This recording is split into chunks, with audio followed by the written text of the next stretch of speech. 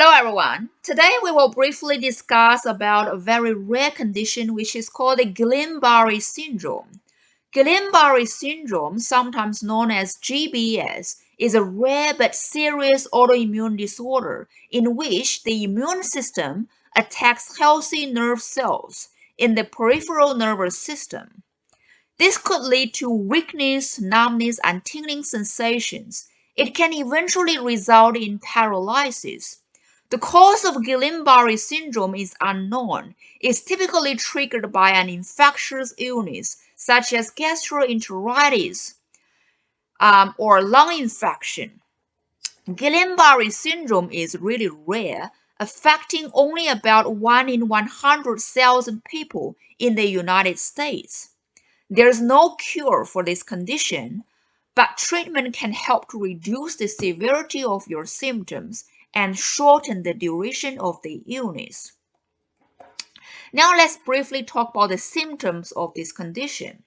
In Guillain-Barre syndrome, your immune system attacks your peripheral nervous system. The nerves in your peripheral nervous system connect your brain to the rest of your body and transmit signals to your muscles. So if the nerves are damaged, your muscles will not be able to respond to the signals they receive from your brain. Therefore, the first symptom of Guillain-Barre syndrome is usually a tingling sensation in your toes, feet, and legs. The tingling sensations then could spread upward to your arms and fingers. The symptoms can progress very rapidly.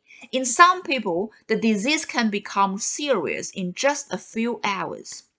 The other symptoms of Guillain-Barre syndrome could include tingling or prickling sensations in your fingers and toes, muscle weakness in your legs that could travel to your upper body and gets worse over time, difficulty with walking, difficulty with movement, difficulty moving your eyes or face, talking, chewing, or swallowing, loss of bladder control, severe lower back pain, fast heartbeat, difficulty with breathing, and even paralysis. Then let's have a look about the causes and risk factors. The precise cause of Guillain-Barre syndrome is unknown. Now, around 2/3 of people with Guillain-Barre syndrome develop it soon after they have been sick with diarrhea or respiratory infection. This suggests that Guillain-Barre syndrome is triggered by an improper immune response to the previous illness.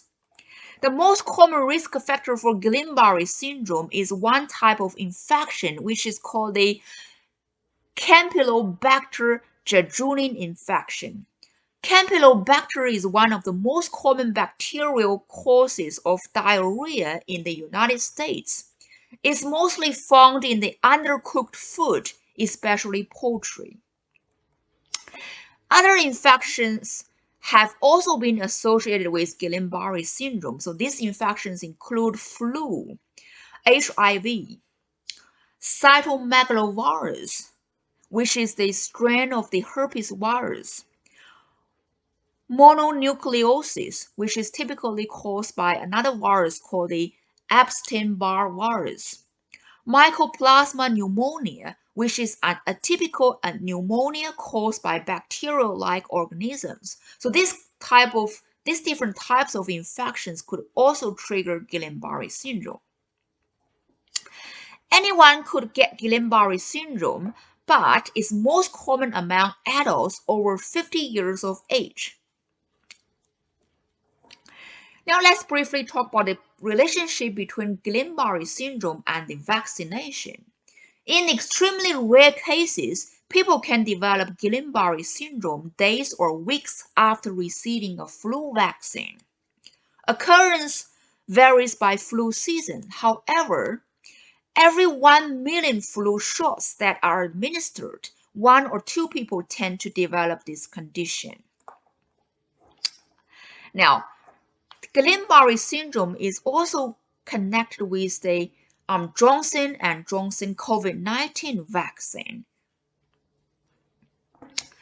According to the FDA statement, As of July 13, 2021, 100 people in the United States had reported Guillain-Barre syndrome following the vaccination.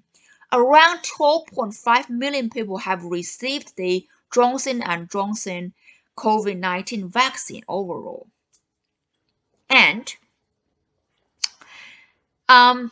this means that there were about 8 cases of Guillain-Barre syndrome for every 1 million vaccinations administered.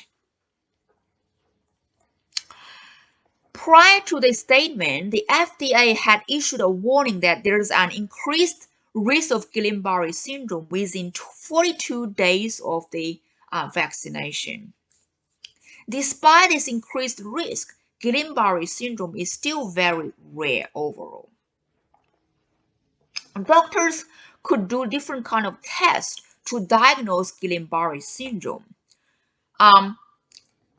There are 3 major tests. The first one is a spinal tap, also known as a lumbar puncture. It involves taking a small amount of cerebrospinal fluid from your lower back.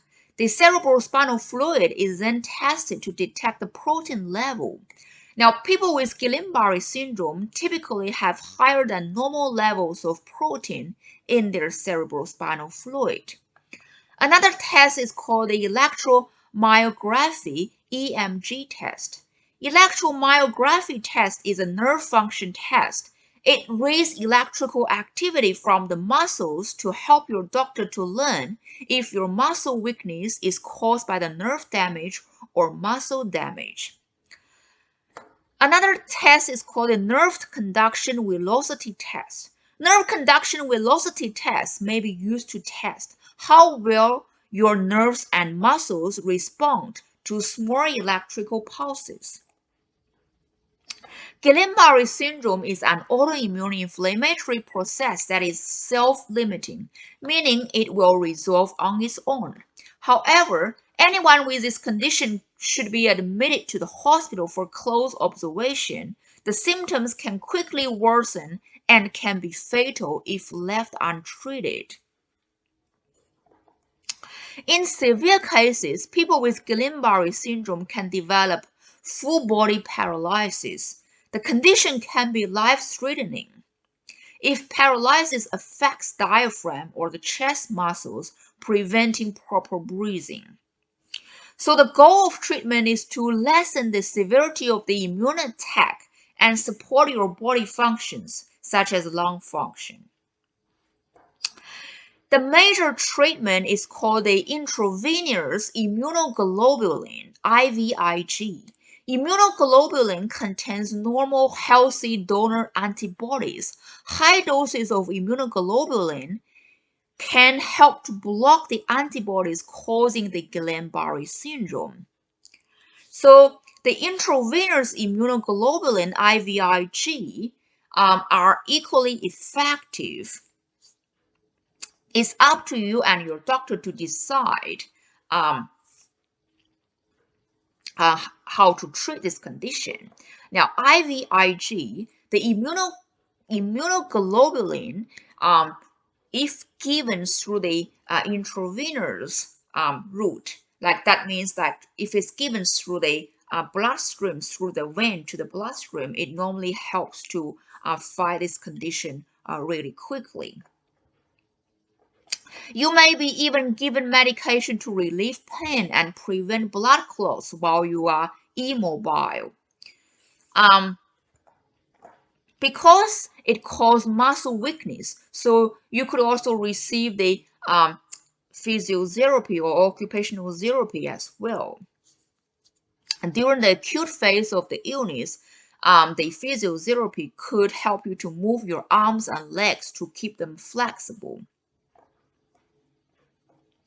There are some potential complications of Guillain-Barre syndrome. These complications could include numbness, odd sensations even after recovery, heart or blood pressure problems, pain, slow bowel or bladder function, blood clots and bed sores due to paralysis.